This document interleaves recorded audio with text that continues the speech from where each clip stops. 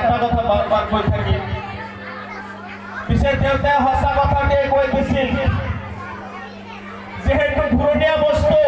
আৰু তাক লাভ মাৰিলে কি হয় ভাল লাগে শব্দ হয় এক ঠাইৰ পৰা উৰি আন ঠাইলৈ যায় যাৰ কাৰণে সুবিধা বুজি সকলোৱে তাক লাভ মাৰি আছে সেই ল'ৰাটোৱে যেতিয়া ডাঙৰ হৈছিল সেই সময়ত লিখিছিল কি কৈছিল দেউতাই ঠিকে কৈছে আমি সমাজত এনেকে গঢ় ল'ব নালাগে যে সকলোৱে যাতে চাৰিওফালৰ পৰা যাতে সবাৰে লাভ মোৰ গাতে পৰে সবাৰে লাভ যাতে মোৰ গাতে পৰে আমি এনেকুৱা হিচাপে গঢ় ল'ব নালাগে তোমালোকে এটা বস্তু জানা য'ত মানে হেৰি পাই আমাৰ কথা এটা আছে যে নৰম য'ত পাই তাতে মানুহে গৈছে গতিকে তোমালোকে এনেকৈ গঢ় নল'বা যে সমাজৰ মানুহে তোমালোকে লাভ মাৰে তোমালোকে যাতে গৈ গৈ লাভ মাৰে তেনেকুৱা যাতে নহয় হ'বলৈ ডাঠ হ'ব লাগিব হ'বলৈ হ'লে আমাৰ ছাৰ মেমসকলে কোৱাৰ দৰে মনটো তিনি খবৰ তোমালোকে কৰিব লাগিব সেইকাৰণে বেলাগ নামৰ এজন চিন্তাবিদে কৈছিল যে মানুহৰ মনত মানুহে এদিনত 65 পৰা 70,000 চিন্তা কৰিব পাৰে মানুহক সৃষ্টিকৰ্তাই এনেকুৱা ব্ৰেইন দিছে এই মানৱ জাতিয়ে দিনত 65 পৰা 70,000 চিন্তা কৰিব পৰা ক্ষমতা সৃষ্টিকৰ্তাই দিছে কিন্তু এটা কথা ঠিক তাৰ মাজত 95% চিন্তাই মানুহে নেগেটিভ কৰে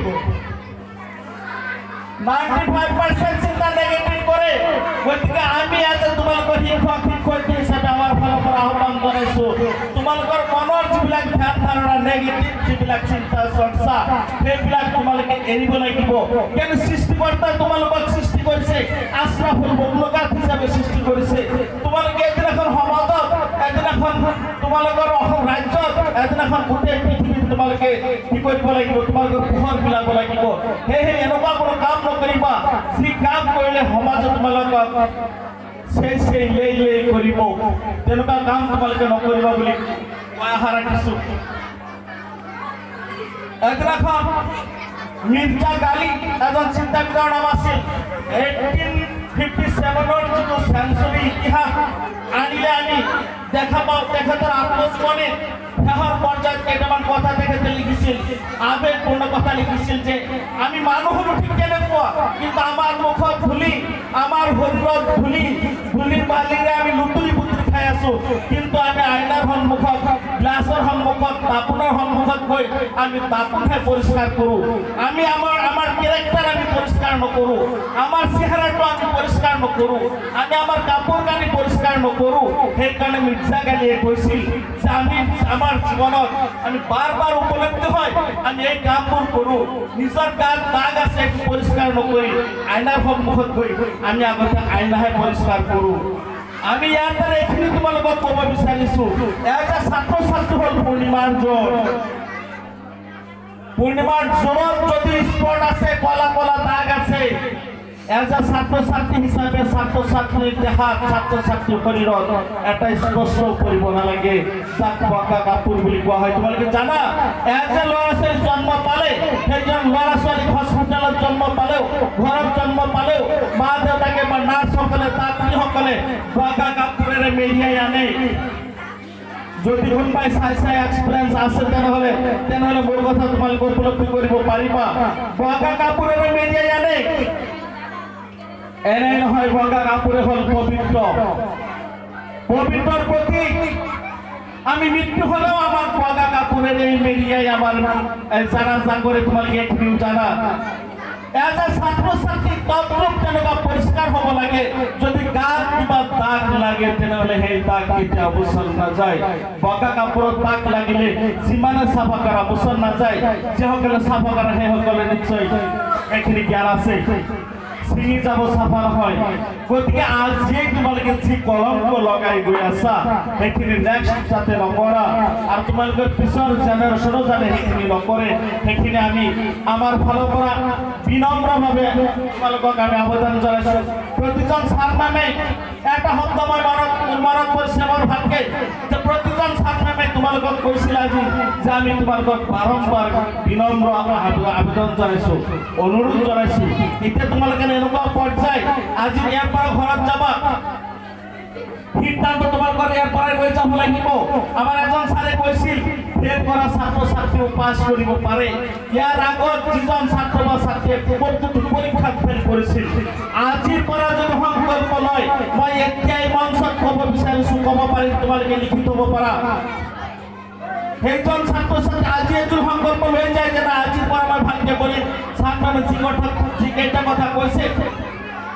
সেই কথাবোৰ আমি মনোযোগেৰে শুনি ঘৰত গৈ আজিৰ পৰাই অধ্যয়ন আৰম্ভ কৰিম। তেনেহ'লে নিশ্চয় সেইজন ছাত্ৰ ছাত্ৰীয়ে পৰীক্ষাত ভাল ফলাফল দেখুৱাব পাৰিব। যাৰ কাৰণে মই প্ৰথমতে কৈছিলোঁ তোমালোকে ইয়াত য'ত ত'ত দেখিব নালাগে, তোমালোকে এনেকৈ এটা ৰিজাল্ট কৰিব লাগিব যি ৰিজাল্টে তোমালোকৰ ইতিহাসৰ পাতত সোণালী আখৰেৰে লিখা থাকিব লাগিব যে নাই দৰং জাতীয় বিদ্যালয়ৰ ছাত্ৰ ছাত্ৰী এনেকুৱা এটা ৰিজাল্ট কৰিছে। এইখন বিদ্যালয়ৰ বয়স তোমালোকে জানাই 2007 চনত জন্মগ্ৰহণ কৰিছে, স্থাপিত হৈছে। তোমালোকৰ বেচটো হ'ব 11 নম্বৰ বেচ। আমাৰ কেইজনমান ছাৰ কৈ গৈছিল 11 নম্বৰ বেচ হ'ব তোমালোকৰ।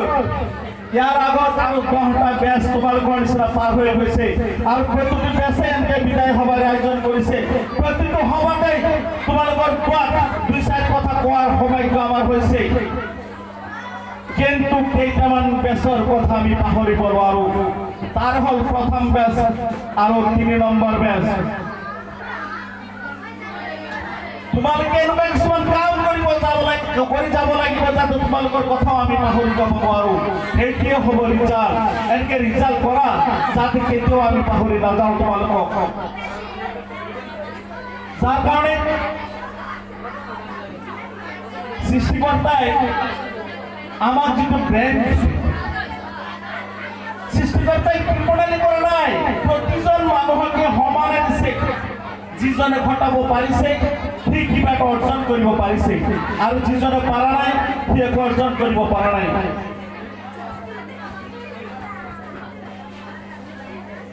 এতিয়া কথা হ'ল আমাৰ ছাৰ মেমসকলে বহুত সুন্দৰ কথা কৈ গৈছে। আমিও মাত্ৰ এই সভাৰ জৰিয়তে তোমালোকক আহ্বান জনাওঁ, তোমালোকে যিমান দূৰ অধ্যয়ন কৰিছা, এয়া যে তোমালোকে গালি গালাজ পাৰিলে মই জানো মোৰ নিচিনা কোনে কৰা নাই। গতিকে আজিৰ দিনত তোমালোকক আৰু মনত নাৰাখিবা যে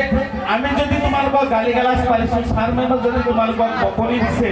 তেনেহ'লে এৰি দিয়া নাই, তোমালোকৰ মংগলৰ কাৰণে দিছে। কেইবাজন ছাৰো আবেগিক হৈ কৈছিল যে আমি ঘৰত ঠিক তোমালোকৰ যেনেকুৱা মা দেউতা আছে, আমালোকৰ মা দেউতা আছে, ভদ্ৰক আমালোকৰ ল'ৰা ছোৱালীও আছে, সেইসকল ল'ৰা ছোৱালীক ঘৰত পেলাই মাত্ৰ ৰাতিপুৱাই আহে তোমালোকক মানুহ হিচাপে কৰিবৰ কাৰণে, তোমালোকক 2-4টা পৰামৰ্শমূলক কথা কোৱাৰ কাৰণে, যাতে সেই কথাবোৰ তোমালোকে শুনা, সেই হিচাপে তোমালোকে অধ্যয়ন কৰা আৰু একজন ডাঙৰ মানুহ হোৱা। সেয়েহে মই আৰু এটা হেৰি কথা ক'ব বিচাৰিছোঁ যে আমাৰ ইয়াত যিহেতু চুনাব আছে, সূৰা নাজাম আয়াত নম্বৰ 39 তাত আল্লাহ কৈছে মানুহে সেইটো বিচাৰে যিটো পায়, মানুহে পোৱাৰ বাবে সেইটোৱে চেষ্টা কৰে যিটো পায়। কথা বুজি পাইছা নে? এতিয়া তোমালোকে যি আশা কৰিবা সেইটোৱে পাবা, কিন্তু নেক হ'ব লাগিব আৰু আশা কৰি হাত সাৱটি বহি থাকিলে নহ'ব।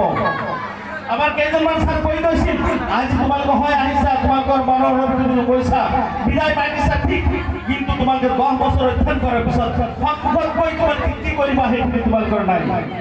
সেইখিনি ক'ব পৰা নাই। কিয়?